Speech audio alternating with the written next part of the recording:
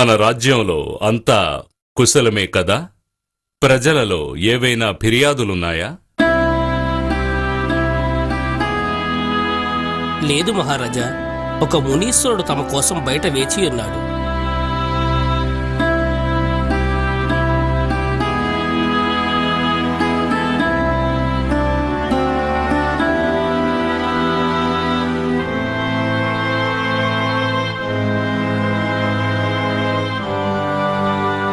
మునీశ్వరులకు అభివాదములు. తమకేం కావాలో చెప్పండి. రాజా, నేను నీకొక పండునివ్వడానికొచ్చాను. దయచేసి స్వీకరించు.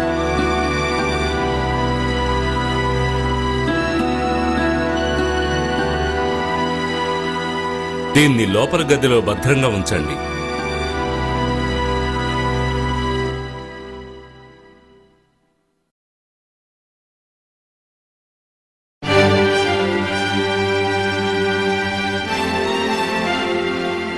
ఈ పండును రోజూ ఆ మునీశ్వరుడు ఎందుకిస్తున్నాడో అర్థం కావడం లేదు. ఇందులో ఏదో మర్మముందని అనిపిస్తోంది మంత్రివర్య. చూసారా, బయట ద్వారం దగ్గర ఒక కోతి కూర్చొని ఉన్నది. ఈ పండును తీసుకెళ్లి దానికివ్వండి.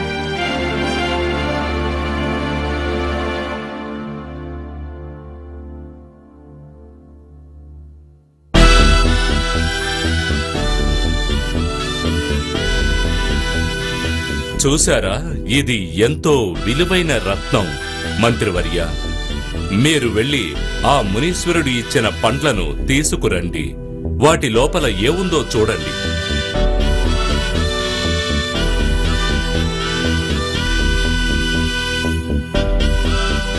ఈ పండ్లన్నిట్లోనూ విలువైన రత్నాలున్నాయి.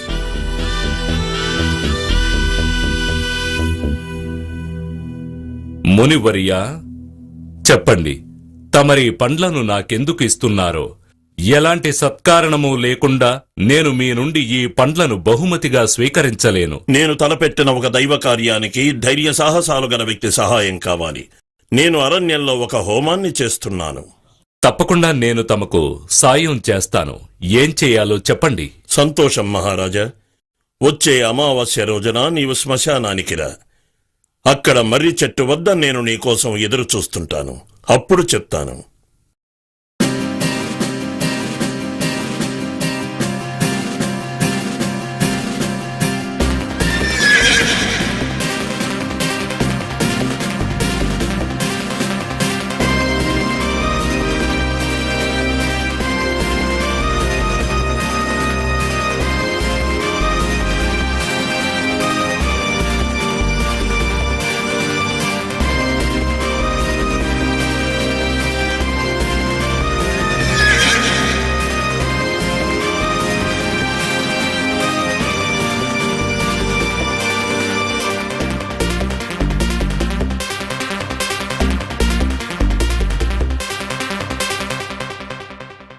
విక్రమార్క, ఈ అడవికి దక్షిణాన ఉన్న ఒక రావి చెట్టుకు ఒక శవం తలకిందులుగా వేలాడుతూ ఉంది.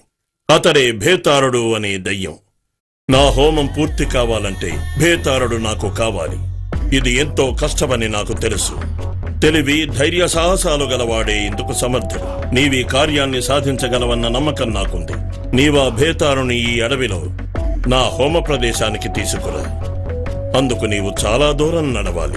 అలాగే మహాత్మా, నేను మీకోసం బేతాళుణ్ణి తీసుకురావడానికి ప్రయత్నిస్తాను. అయితే మీకు బేతాళుడి అవసరమేమిటో నాకు చెప్పండి. హోమం పూర్తయిన తర్వాత నాకు లభించే శక్తులతో నీకోసం, నీ లక్ష్య సాధన కోసం అద్భుతాలు సృష్టించగలను. నా మంత్రశక్తికి కూడా అది చాలా అవసరం.